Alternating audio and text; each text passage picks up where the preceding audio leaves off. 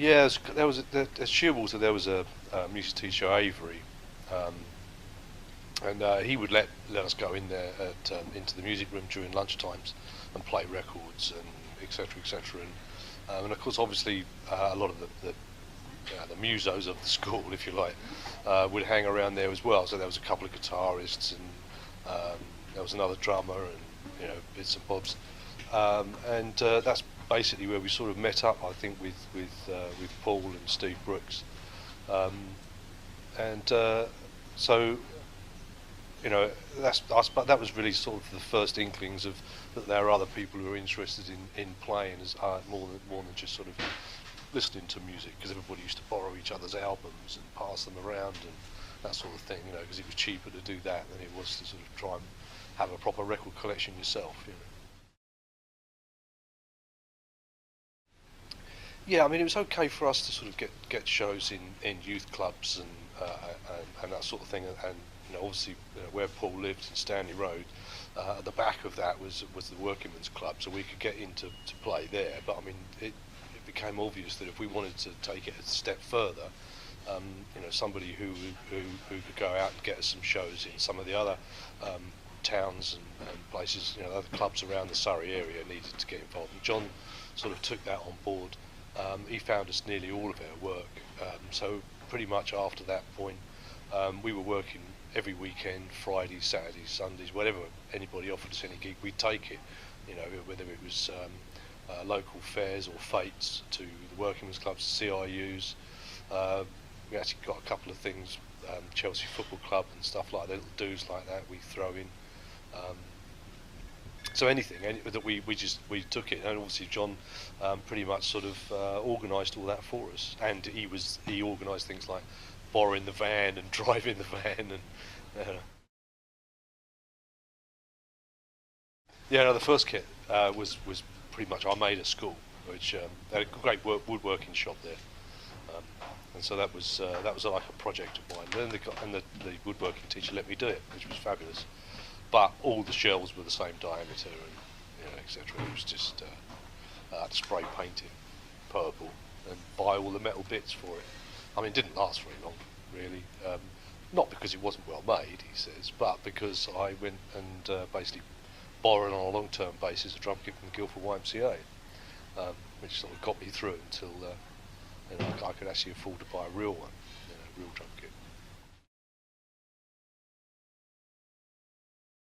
Yeah, a lot of the early set was a few of Paul and Steve's songs that they wrote, sort of love songs, most of them. I mean, Paul's a big Beatles fan, so that you see where that influence came from. But also a lot of rock and roll stuff, Chuck Berry numbers and that sort of thing. They were pretty much easy songs to learn and to knock out, and that's really what made up the bulk of the set. And soul, a lot of soul music, I suppose. Yeah, I mean, the record companies were buzzing around, and everybody was sort of thinking about who was going to get signed first. Obviously, the Damned were, but I mean, it was always a bit of, who are you going to put your money on? Who was going to get, because you see the record guys turning up at various venues. Maybe not Ronnie Scott's, but certainly the Nashville and the Red Cow and that sort of thing. So it was only a matter of time before somebody, got signed for the first time. Now, alongside Ronnie Scott's, what other venues were you coming into, like the Nashville and Hope and Anchor?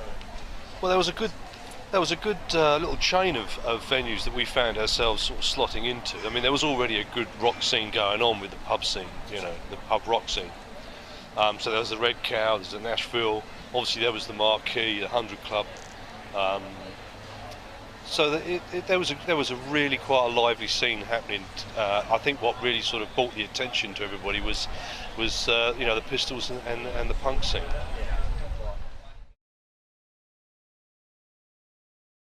Oh yeah, well, if you were in a strange town, the best thing to do was to pick up a hotel book of matches. It had the address on, so even if you couldn't really talk at the end of the evening, you could just sort of wave this box of matches at any cab driver and he would take you home, As long as you got the right box of matches in your pocket at the time, I mean, often, You find yourself trying to go to these places. You know, like, I want to go to this. That's in Chicago. Yeah, but we're in San Francisco. Do you know what I mean? That's that sort of thing. But it was always a bit of a good tip just to carry those boxes of matches around with you, so that you knew that you could get back to where everybody else was. Well, it wasn't really supposed to be a solo. I mean, it was just a sort of a long drum fill, really. And I suppose Paul took advantage of the fact that he could go off and change guitars or have a bit of a drink or whatever he used to, a fag maybe sometimes. And of course, I used to think, well, come on, get back on stage, because I can't keep this up all night, you know. And it did sort of turn into a sort of longer and longer drum fill, you know. But it was never meant to be. It was meant to be just a short fill, really. The fact that people used to know that we'd be sound checking at 4:30 or something, and they used to turn up. And of course, in a lot of them pub gigs, the Nashville and the Red Cow and all that sort of thing, the pubs were sort of beginning to sort of open up for the evening's business. People used to come in, and so that sort of, I think the word got around then. Oh yeah, just turn up for the sound check. You see a couple of numbers before the show in the evening, and it sort of carried on from there. And so we never used to stop anybody from turning up in the afternoon and coming in for the sound check as well, which was absolutely fabulous. I mean, it used to be to the annoyance of the promoter or the venue, because obviously after sound check they used to have to go around the venue and try and winkle all these people out. They used to hide in the most strange places, you know, because they haven't got a ticket or whatever, and so that was always a bit of a game, I suppose. The crew basically, you know, they take the mick or whatever, and I think Paul got the nickname of Saddlebags because he had this cardigan on with pockets in, and of course he used to carry his fags and lighters and various other bits and bobs. So he looked like he had these couple of saggy saddlebags that hanging from this cardigan. So he got the name of that. You know, Bruce had a big fight with this shower unit. We were staying in this. We used to share rooms at that time.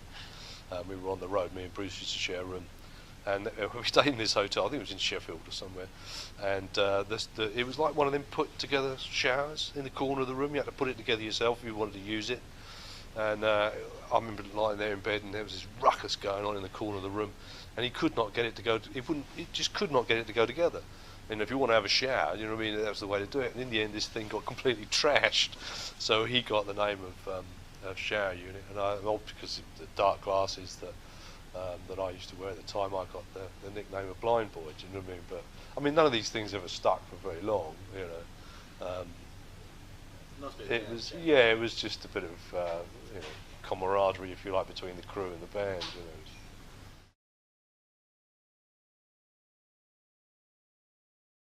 Yeah, the mod thing, I think, just started to take hold. It was obviously a sort of resurgence of that.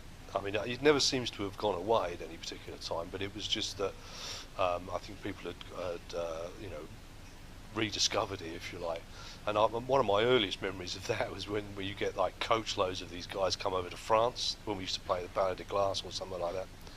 And they were all sat along the back in the sound check again. We let them in for the sound check. And Kenny he would refer to them as Muppets, you know, because I don't know if you remember the Muppet Show.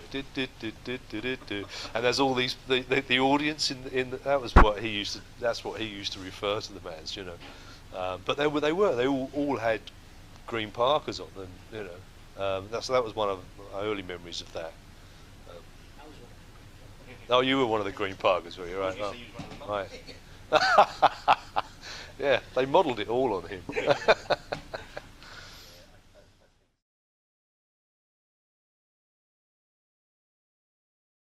Yeah, I mean, in late 1976, this is one of the clubs that we moved into when we first moved into the London shows. I think we did a couple of shows here. It was very similar, actually, to Michael's club. Very dark, small room. Upstairs was the place we played. I mean, this is traditionally known for more highbrow music rather than what we were doing. Well, we just literally finished the run of dates through the States and finished up in New York playing CBGB's club. And we were backstage in their soaking wet suits because we just didn't have time to dry them off. And yeah, one of the Ramones came in and sat down, just really being sociable and having a bit of a chat and stuff. But he sat on the electric fire, which was a sort of a grill thing, and it was on. And all of a sudden he leapt to his feet because I don't know whether his jeans actually caught fire, but they were certainly quite singed, with that sort of grill embedded in the backside of his backside. But yeah, it was quite funny. I mean, I think he just left after that. I think the embarrassment was a bit much, but it was a funny little place to play. It was tiny, really, but obviously a lot of people have been through there.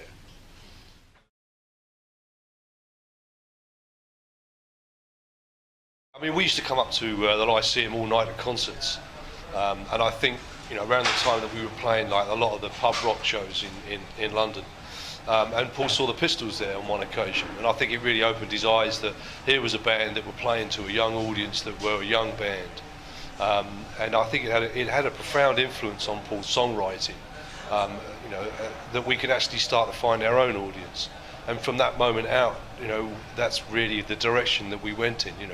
To play our own stuff, and to get more and more involved in what then became the punk scene, but what actually started off as the pub rock scene.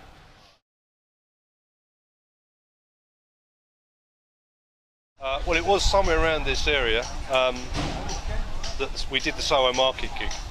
Not exactly sure where, but I mean, I think we'd persuaded somebody to lend us the use of a power socket so that we could plug our gear in. So we had everything set up in the van beforehand, and we just came along and set up in the middle of the street, hoping actually to get arrested. We were hoping that we would get some sort of press in that way. But we actually played the set through twice because we just stopped and listened, which was great, really. But yeah, we had to go back through the set, and there was even policemen standing there watching it as well. So we got bored after about running through the set twice, and we just packed up and went home. Three of the guys from the Clash sort of wandered down the street just to see us play and what have you. I mean, I think they were living in a squat quite near to here at the time. So that was about as serious as the audience got. Apart from a few policemen, and there was a fire station nearby. They were sitting out on the roof and enjoying the music, really. Yeah, we'd always wanted to wear a similar outfit, so we started off with white satin bomber jackets and white kipper ties and that sort of thing. So that didn't last long, and eventually we got ourselves into Hepworth's suits, which didn't fit us particularly well, but we wanted people to remember us for a look. And we wanted to go for something which was smart and that people would remember, I suppose.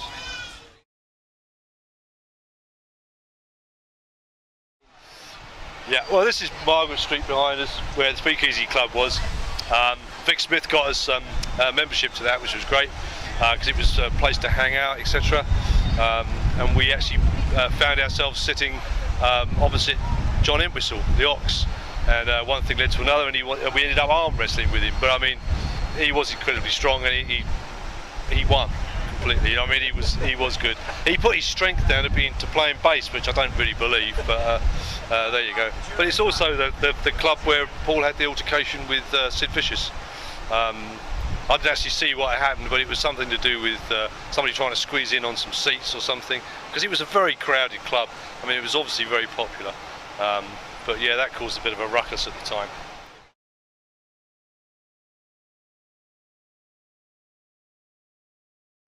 Yeah, this is Stratford Place, where Polydor had their offices. This is pretty much like centre of operations for a while. This is where we signed the original deal with Polydor, and where we recorded the first album in the city. Well, Chris Parry had seen us play a couple of times down the Nashville rooms, and he'd taken us into a studio to record some demos, which he then presented to Polydor, and they obviously liked it, because they ended up signing the band for one single with an option on the first album. And it was here at Stratford Place where we actually signed the contract, and they had their own recording studio on one of the floors, probably the third, if I remember rightly, maybe, and that's where In the City was recorded as well.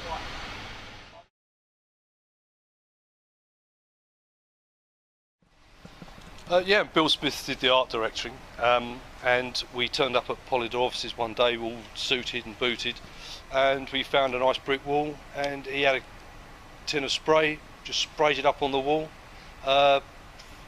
Fairly impromptu sort of affair, and we just stood in front of it and had our photographs taken, and that was the first bit of official press, if you like, that we got, and obviously the logo was used from then on out on the album, and etc.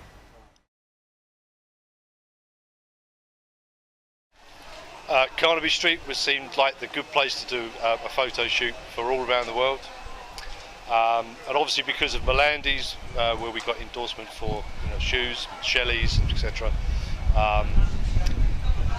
And obviously because of the song title on the B-side for Carnaby Street. Lord John's used to be down there back in the day in the 60s. So it matched up in so many different ways really that we just really had to use it in some way.